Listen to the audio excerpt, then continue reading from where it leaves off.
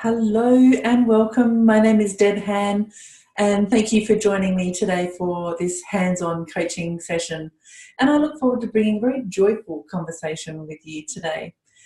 You may be familiar with the concept of swaps. Particularly, we talk a lot about swaps in food and exercise. You'll swap different foods for different foods, if you're looking at different, eating protocols and so on, or maybe different exercise processes. What about word swaps? Are you familiar with word swaps? Well, funny you should mention that, because that's what today is all about. So, without further ado, let's bring on our first swap of the day. As we say, hello, Jomo. That's right, ladies and gentlemen, the joy of missing out. Have you heard about this? I'm going to tell you, it's probably, not even probably, it is definitely the coolest thing I've seen and or heard about in the most recent times. This whole joy of missing out conversation and concept is something that lights me up on levels that I'm not sure I even have words to explain, to be brutally honest with you. But I said today was about word swaps, right? So this is where it starts. I want to start the conversation with this wonderful piece around Jomo. Now, I must couch this first up, because where I've seen Jomo written and spoken about, they're talking about how people are letting go of the need to kind of get out and be amongst things, and they're quite happy to just stay home and turn off their phones and just, log out of life for a little minute and so on, and delighting in that piece of the joy of missing out. That in and of itself makes my heart sing, because it's just so pro-choice. Like, people are waking up to the world. It's a beautiful thing. Because the other side of this Jomo piece, which you may have heard of, and herein lies the first swap that I want to talk about. FOMO, the fear of missing out. Without question, this is my number one pet fear fake out. Honestly, FOMO really, really just makes my skin crawl, to be honest. The entire process of FOMO is anchored in lack and scarcity. Advertisers use it everywhere, and it is just crazy, because how is it possible to miss out on anything? It preys upon our whole insecurity of being left out and not being part of the scene. And so whenever you see things that says X number of spaces left, and tickets only available for this long, and a myriad of other pieces, programs that are unmissable and so on. I mean, honestly, people,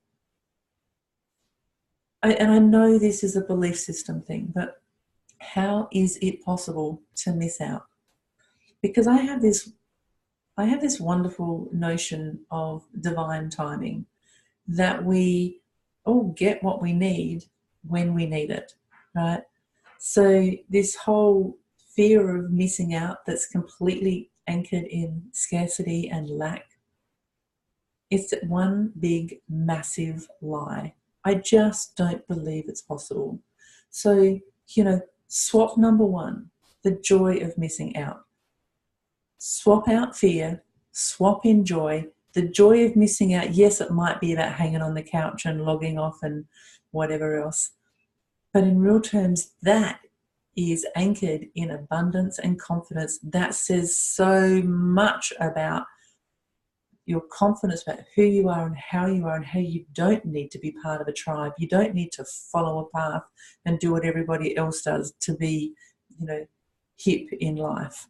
So it's so telling FOMO to take a hike, in your face, FOMO, don't need you. You don't need FOMO. There's no missing out on anything. Bottom line is, if, say you did miss a ticket or you missed a space, great, you probably weren't meant to be there yet. It's not your time yet to be there. And I'm not giving you permission to just not show up in the world, unless, of course, you don't want to show up in the world, and that's completely your choice. What I am saying is, If for whatever reason a path comes to an end, that's not the end of the world. Even maybe it's a really beautiful thing. It's opening up a whole new, different possibility for you. And it really does champion you to live your life your way. It's your journey. You're the only person that can live your life. So choose it joyfully and get joyful about things that don't go your way, right? It's your call, beautiful people.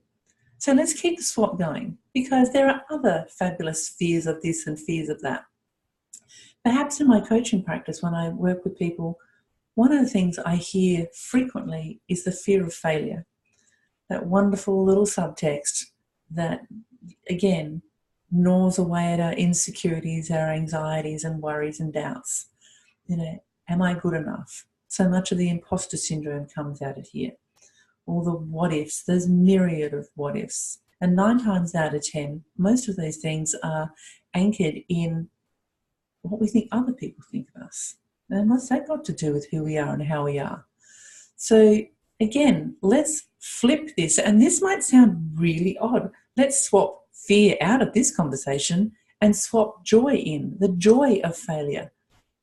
I know that might sound like a massive oxymoron, but honestly, think about that. How many genius moves, things that we celebrate and take for granted on a day-to-day basis, have come from genius moves, whether it's things that we use, like it's not a stretch to say right now, whatever you're viewing this and experiencing this YouTube clip on has come from a whole series of failures, things that didn't work the first time they tried, right? One of the most famous ones is the Post-it note deal. They were trying to make surgical glue, I think, from memory, and we ended up with a soft glue that you could use for Post-it notes, right?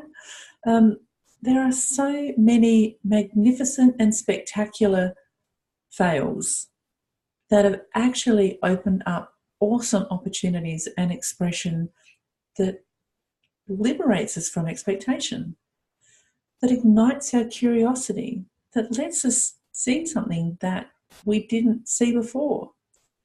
Lets us learn something. Lets us learn something we can share. That's the most exciting thing. The joy of failure can be a spectacular opportunity to grow and be more of who you are in the wonderful way of the world.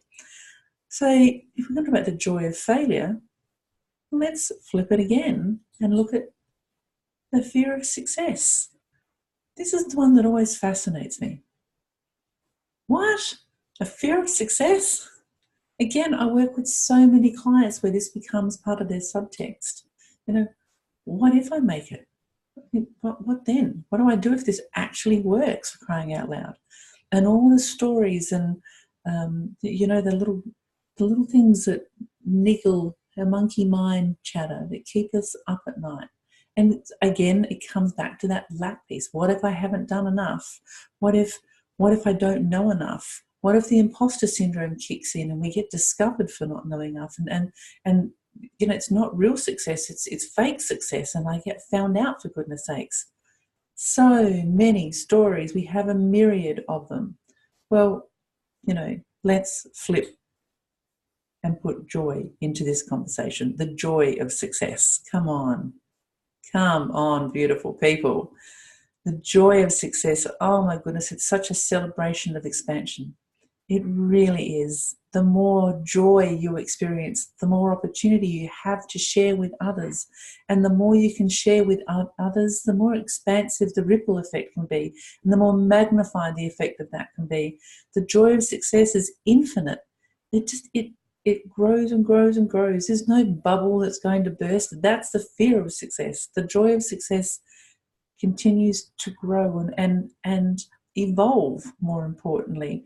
Just because what was a definition of success one day doesn't mean it can't change to be another definition of success the following day. That's part of this beautiful expression. It is a truly joyful experience. So there are so many of these kind of swaps that we can bring in. But I want to talk just for a moment, if we can, maybe about one of the biggest fears that holds us back. So do you recall that beautiful poem that Marianne Williamson, I'll get my words right one day. Anyway, so Marianne Williamson wrote that beautiful poem that was read by Nelson Mandela at his inauguration. And it was that piece about it is our light that scares us the most, right? It is not our darkness. It is our light. It's how powerful we just might be that scares us the most. That's that whole fear of success conversation when you think about it, right? But it's true when we think about just how powerful we might be.